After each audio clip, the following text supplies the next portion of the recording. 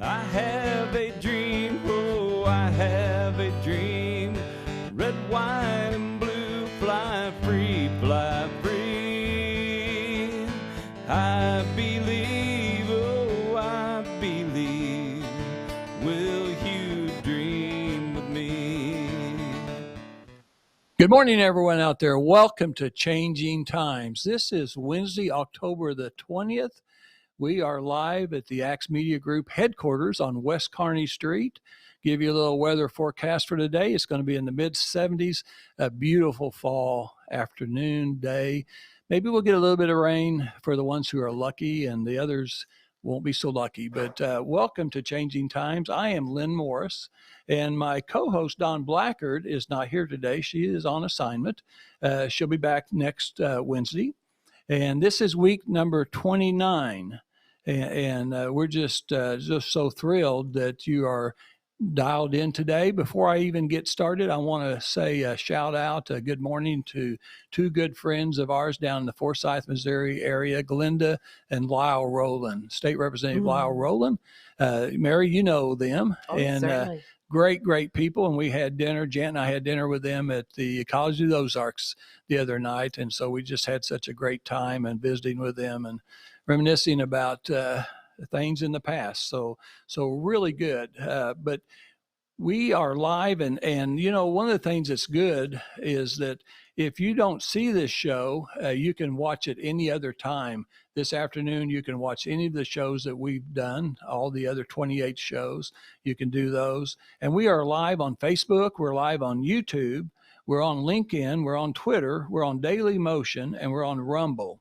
And so those are the 6 different social media platforms. And then we'll probably add another platform or two, not me, but probably people like Jim Whining, our CEO, the guys that are smart on that know what they're doing with tech. Yeah. So it's not me.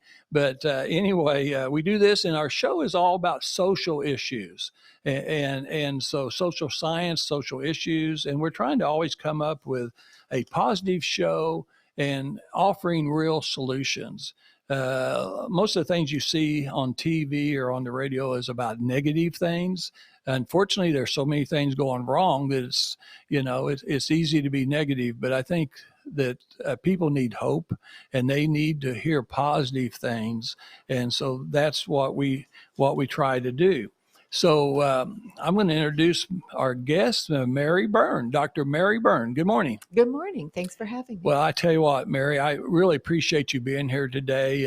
And you've got a doctorate degree in education. I do. And you are extremely smart on not just education issues. You took to task our state government and different people when we had some crazy things being taught in school.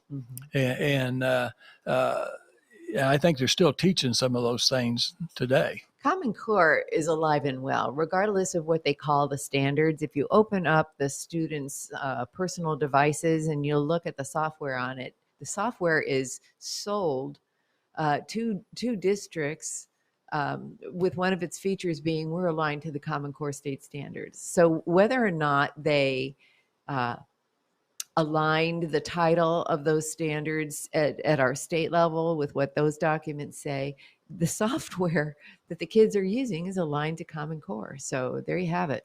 Well, I tell you what, and this show is about the dangers of federal intrusion on our rights. That is an extremely important topic.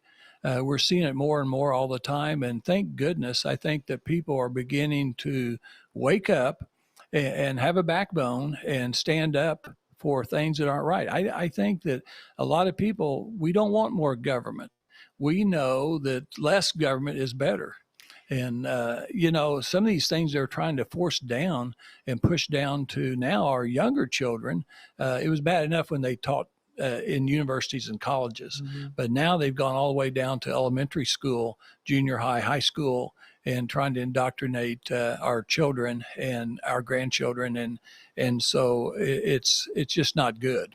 No, and it comes from two fronts. One is the control of discourse. So opposing views are not actually heard.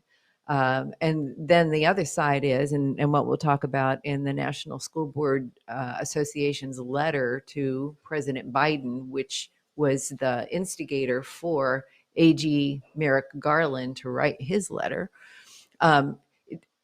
It's making statements that aren't consistent with the facts. So you have oppression of discussion on one side, and then the promotion of disinformation on another side. And I think our kids are the victims of a terrible culture war where there's an elite group controlling the conversation. And so the only way they can control it is if we let them. But what the whole point is that you have to do it with self-control and with strategies that are going to allow parents and other members of the public to submit to public record what their concerns are without triggering these kinds of irrational responses from the government that wants to suppress information. Right. You know, a lot of people may not know this, Mary, but, you know, Mr. Garland, the head of the Department of Justice, sent out a memo. And this is kind of what kind of got this all started. But I think a lot of people still don't even know what's going on.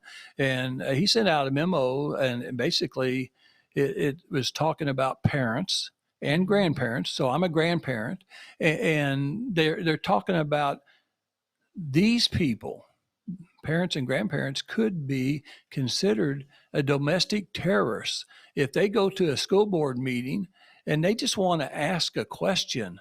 You know, I think they have all of the rights in the world to ask questions about the education that they're getting. They're giving their kids. So we'll back up a minute and give the backstory. Okay. October 4th, Attorney General Merrick Garland sent a memo to the FBI and territorial law enforcement to address threats against school administrators, board members, teachers, and staff. That's what they called it, threats. And this memo was written in response to a letter from the National School Boards Association that's dated September 29th. So you can see how closely, okay, it's a 5-day difference. Less than a week, to a letter addressed to President Joe Biden, not addressed to the AG. So it only takes 5 short days for this letter to go from the White House over to the AG. And well, it's not supposed to happen that way. Right. And that's the whole point. It's not supposed to happen that way. So how do you have this very short period of time from 2 different government entities having this response, this overreaction, except that they're reacting to language in the letter from the National School Board Association. But there is a suspicious text in that letter, and one of the suspicious statements are from the National School Boards Association. We appreciate recent discussions with the White House and the U.S. Department of Education staff on many critical issues facing public schools, including threats school officials are receiving. So this NSBA had meetings with White House staff and U.S. Department staff. And the question is, what was the content of the conversations? Right. Wouldn't that be meetings? interesting? That suddenly you have this 5-day turnaround, from MSBA written to the White House, but responded to by the AG.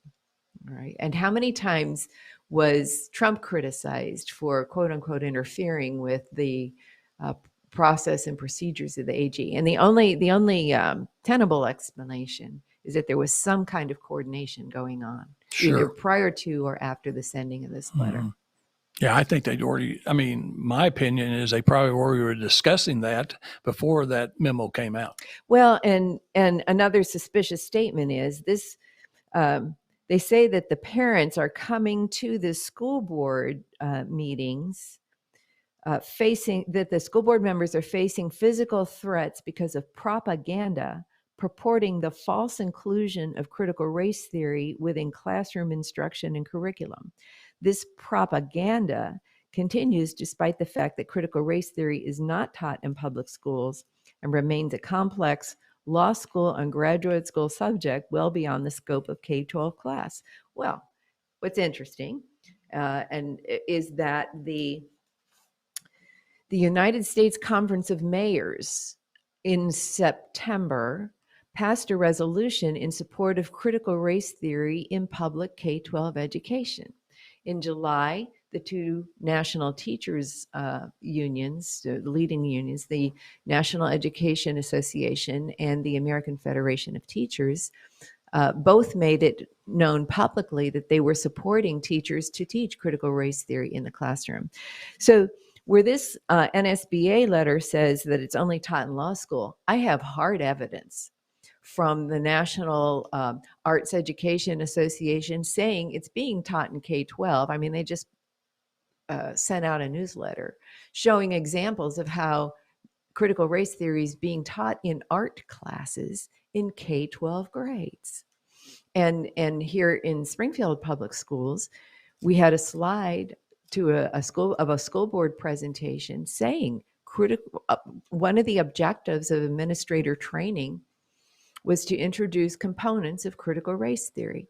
So I know personally from evidence that I have that this is not taught at graduate level, that we have things called anti-racist math being taught, that Common Core, the tenets of Common Core have similarities to what is called anti-racist math. And again, regardless of what you call it, whether it's Missouri Learning Standards or other states have modified their titles as well. The theory behind that Common Core was this idea that you could close the achievement gap between races, which is what critical race theory is about. So, yeah. Or what it proposes it's about, okay? Mm-hmm. But what it actually does is it calls out people who are white as being white supremacists. And what I see happening in the name of equity is any advanced classes where children of color are not represented numerically, in the population on par with white students, then those classes should be eliminated rather than offering those support services to help them get access to those advanced content, which is what I always thought education was about. Right. Recognizing talent and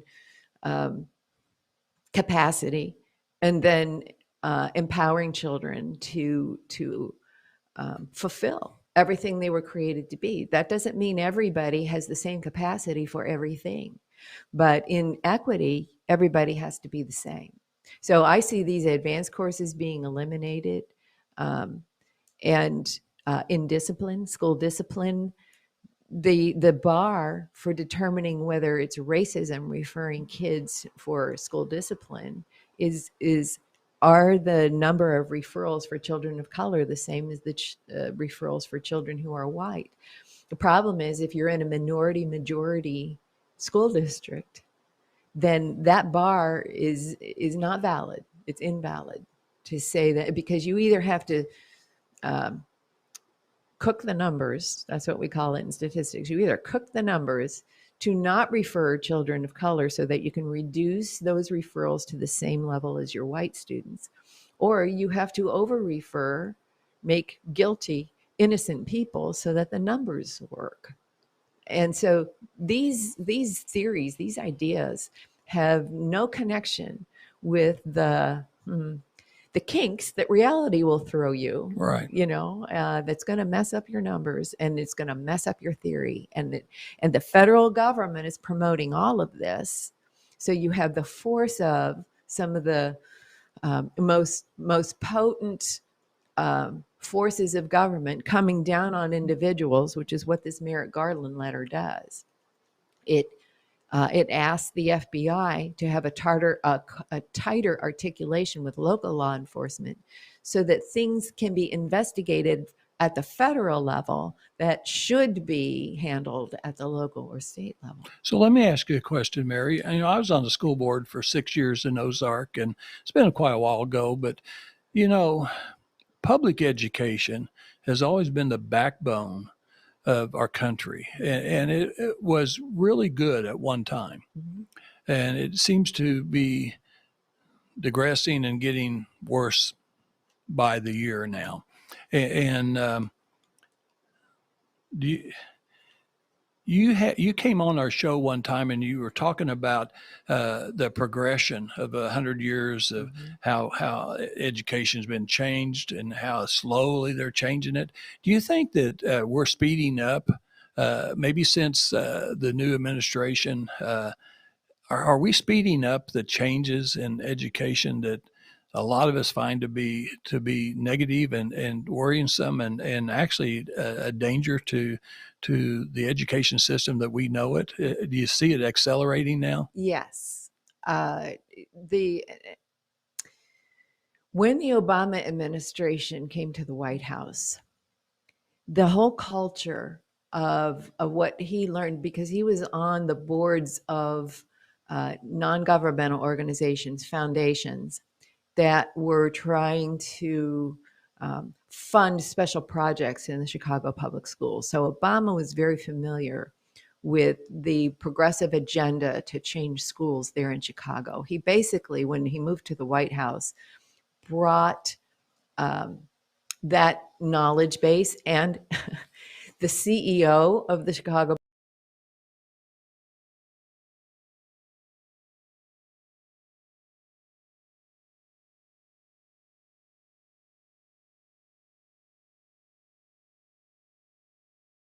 for the progressive ideas. All large urban cities have urban problems, including high populations of single head household. But in critical race theory, you're not allowed to discuss that. And Obama was from Harvard University. His law degree is from Harvard, where Derek Bell, the grandfather of critical race theory, was on faculty. The thing is, Derek Bell had a tight relationship with a number of new left, protesters. I don't know if you can call them that. They're sometimes referred to as terrorists because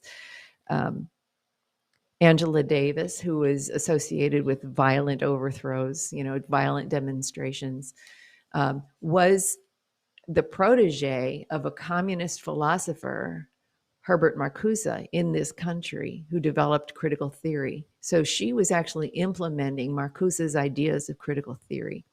His ideas were adapted and became part of critical legal studies, a group of civil rights attorneys here in this country who weren't reading Jefferson and the Federalist Papers. They were reading Marcuse and Marx.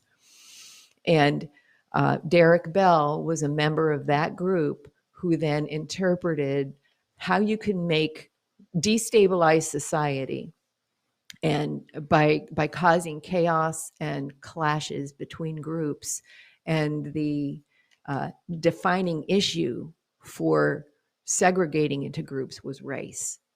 And Derek Bell then, in his association with those Marxist thinkers like Angela Davis and other critical legal scholars, and Richard Delgado was another associate who was considered a founding member of critical race theory thought. He described them as a bunch of Marxists.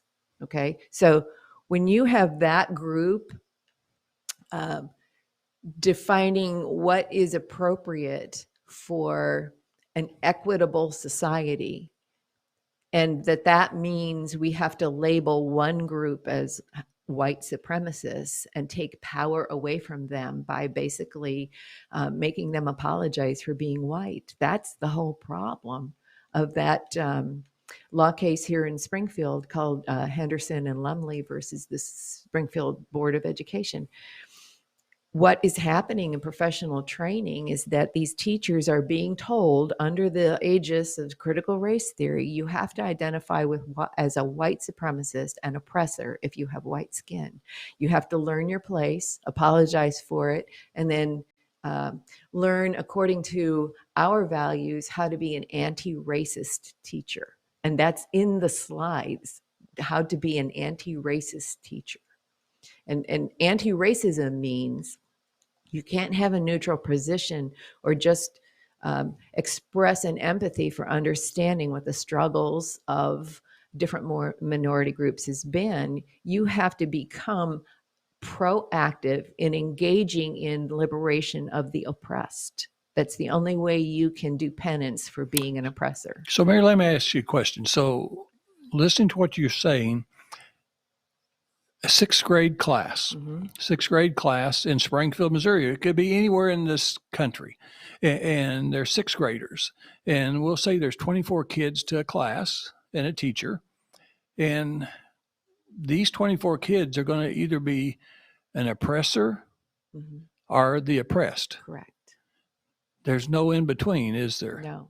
So we're going to label them an oppressor or oppressed.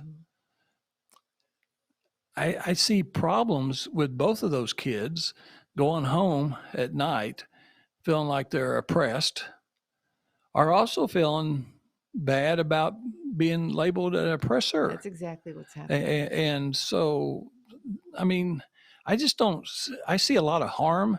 I don't really see a lot of good that's going to come out of it. In fact, even if I thought they had good intentions,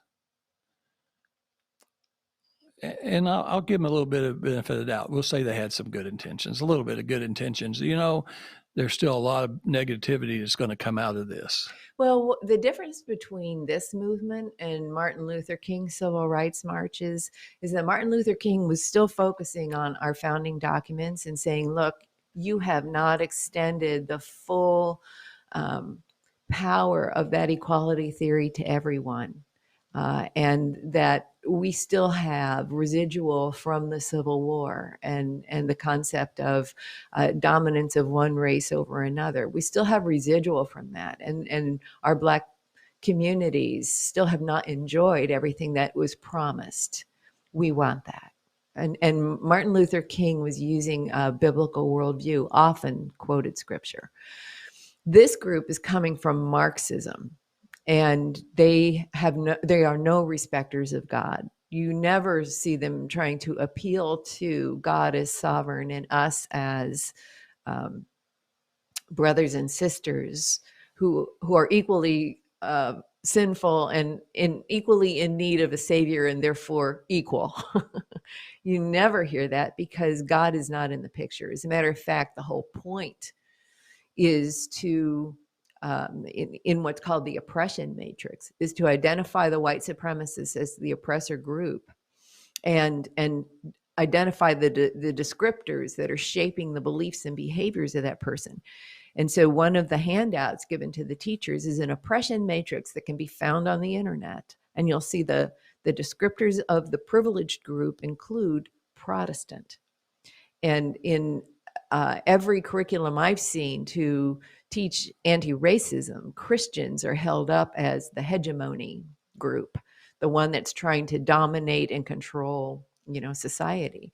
And so they are trying to eliminate that flavor from American society, when in fact that is what the Pilgrim or the Puritans established here, was a religious freedom to practice that faith. And that's what the First Amendment says. You will have freedom to exercise your religion, not to worship, to exercise your religion. And it doesn't say on Sunday. Right. It's your life's walk. Right. And you have the freedom to do that. But Marxists will do everything they can to eliminate that, because their humanist, godless society is what they believe is utopia. And the new leadership that we have in this country since January, many of them feel like the Constitution, the Bill of Rights, is outdated. Mm-hmm. It needs to be replaced. Mm-hmm. And thank goodness, there's a large group of us that know that it does not need to be outdated. It doesn't need to be replaced. It's still a living document. And it still works today. Well, that's the heartbeat of critical race theory. If you read the book by Richard Delgado and his wife, Jean Stefancic, it's called Critical Race Theory: An Introduction. It says, We question the liberal order, equality theory, legal reasoning, Enlightenment thought, and the neutral principles of the Constitution.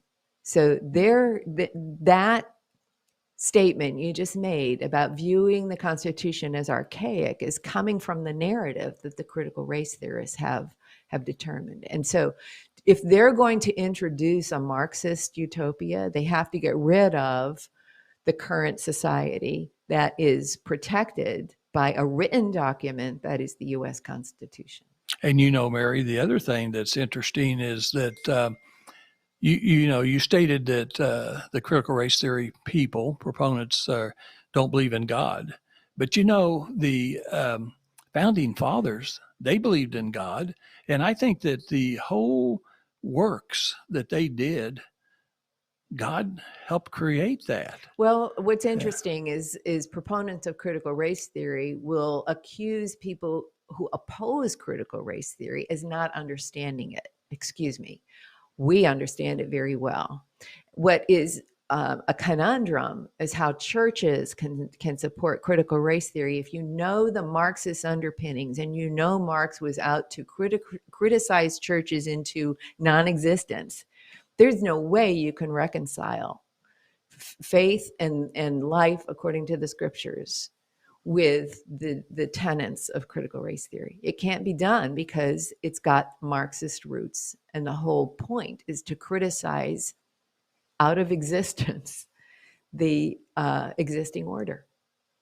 Well, let's stop right there and talk about what people can do. So let's go to a school board meeting. Okay. What people can do is, obviously, if you want to speak at a school board meeting, you probably need to call ahead of time and put your name on the agenda. Yes. Usually most school board meetings will not allow you to speak unless you're already on the agenda. So that's one of the things I think that all over this country, wherever you're watching from this morning, you need to know that we need to do it the right way. And one of the things you need to do is make sure you're on the agenda. Make sure what they're talking about, find out what the agenda is, make sure you're on the agenda. Now, you're only going to be able to speak, maybe 5 minutes, 2 minutes, 3 minutes. I mean, they all are different, but short period of time. Well, I will tell you that Springfield Public Schools recently changed its policy. It used to be much more receptive to the public by saying you can show up to the board meeting's site prior to the meeting starting and sign a witness form saying that you wanted to be on the agenda. Now you have to call on Mondays between, I think it's 8 in the morning and 3 in the afternoon for the Tuesday board meeting. So they put much tighter restrictions on the time when you can even sign up. And it used to be that you would get 3 minutes if you were speaking in the public comment section, which always was at the end of the meeting. But if you were speaking to an agenda item, so you went into the board docs, that is usually released on Sunday, so you have all day Monday to find out what they're going to talk about on the agenda. If you knew that the topic you wanted to address was on that agenda, you got 5 minutes, and you went not at the end of the meeting, but at the top of the meeting. So now everything is 3 minutes because they're cutting down their availability to the public in these public board hearings. And I think that speaks to what's going on with this National School Board Association letter. They're still staying minimally within the bounds of what it means to be a public school board, but they're really marginalizing how much access the public has to them. Well, so I'm going to have 3 minutes, and I think pretty much in my district in Christian County, Ozark, Nixa, Sparta, Chadwick, those schools, Clever, those schools, pretty much the same thing. You got to be on the agenda. You can't do it at the time of the meeting. They already need to know who's going to be speaking and basically probably what it's about, but they're going to limit the calls to 3 minutes. We'll talk to 3 minutes. Well, you got to make sure you're organized. Mm-hmm. I mean, you don't want to waste any seconds of a 3 minute period. So you got to make sure that you've practiced what you want to get across, and you don't want to come across as threatening. You never threaten anyone, and yelling, or certainly profanity. You can't do that. You don't want to do that, and they'll cut you off. And so you want to make sure that you stay under control, and you have bullet points of what you want to get across. And then I think more people need to do that.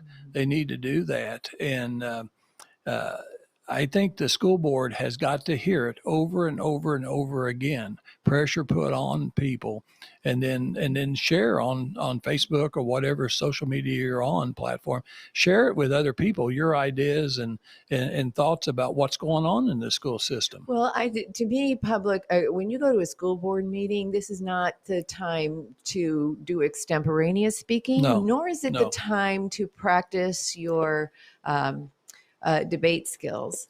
Number one, the school board is under no obligation to ask you questions or have a conversation.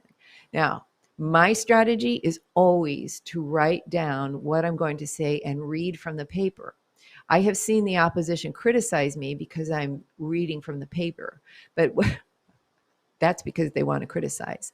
What the purpose is to memorialize in audio and video recording what is written on that paper, to read it dispassionately, in other words, with no emotion, but just to get it on record and in the public forum because it's live streamed. And then to put into record by handing to the secretary that written page what was said. Because now I went to them and I to the board and I said, what the Marxist roots of this were, how it violated various state statutes and in the Missouri Constitution, how there was Supreme Court decisions already saying that some of these practices, including the forced responsive speech of teachers, was unconstitutional. So all of that was written, all of it's in record. And now that we have a lawsuit, Henderson and Lumley versus the Springfield Board of Ed, they have no defense. They were told.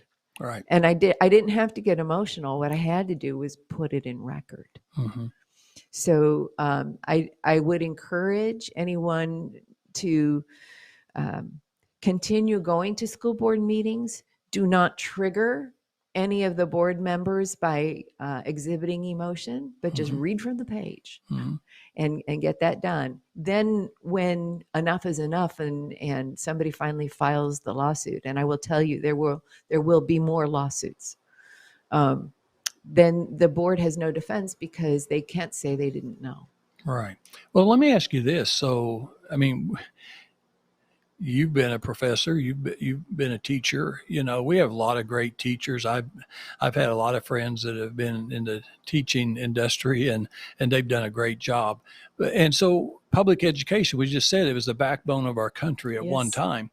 But do you feel that we're losing our public education and going towards a government run education? Yes, public education, if you read the early documents and the thoughts of the founders, it deliberately was not put in the U.S. Constitution. It deliberately did not have a secretary in the cabinet. Okay, and all of that, the formation of the department and the assignment of a secretary was done by statute, which I question because cabinet is a Constitution element. Right? So it should have been an amendment to the Constitution, not a statute that created those things. That's point one. But since that department was put in place, what you've seen is top-down control to change the purpose of education from what the early founders said was to protect the republic. Public education was to give everyone a liberal arts education for self-governance. Everyone was supposed to receive the information that would teach them how to think clearly, how to evaluate candidates, how to become a candidate if they wanted at some point. But it was to groom people for governance, either of themselves or of their communities. And you did that through a liberal arts education. You had to know history. You had to know geography. You had to be able to calculate so that you could do budgets and so on. But not just that. Math taught you logic. It taught you how to lay out a problem and to address components of the problem sequentially.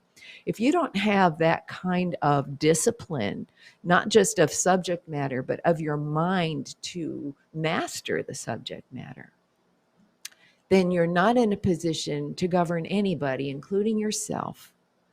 And what happened was you had a hijacking of local school boards, really by corporations, who funded their own candidates coming onto the boards and throwing contracts to businesses for self-interest, right? That was one part of it.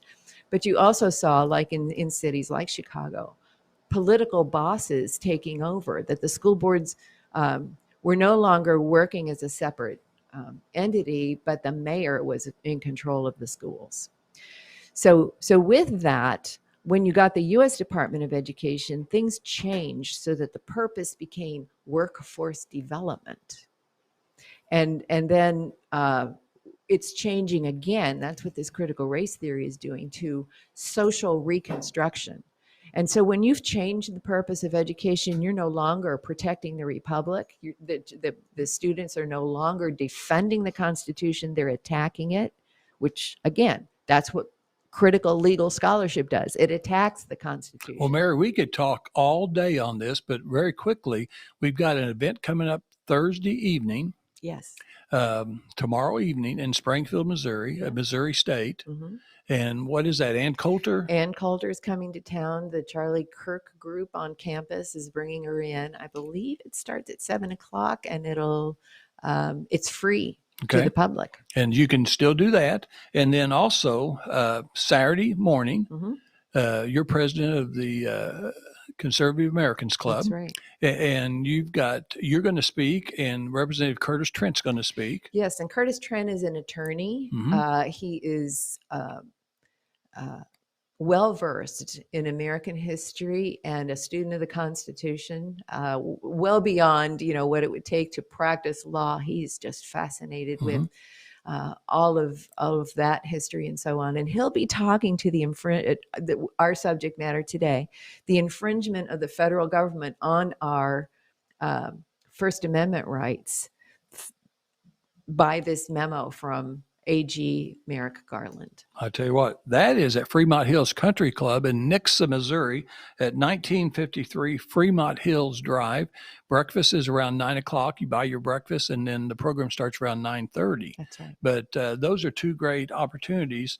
Some of the other things that you can do as we kind of wrap up this program is you can send a letter or email. Probably an email would be the best way to contact your state representative, your state senator, federally, the people that is serving federally in your district, school board members, president of the school board, whatever.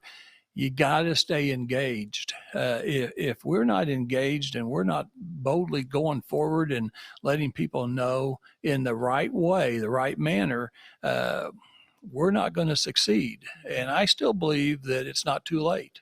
And I believe that we can still change and turn the tide. But if we don't, I don't feel good about this country's future. I agree with you.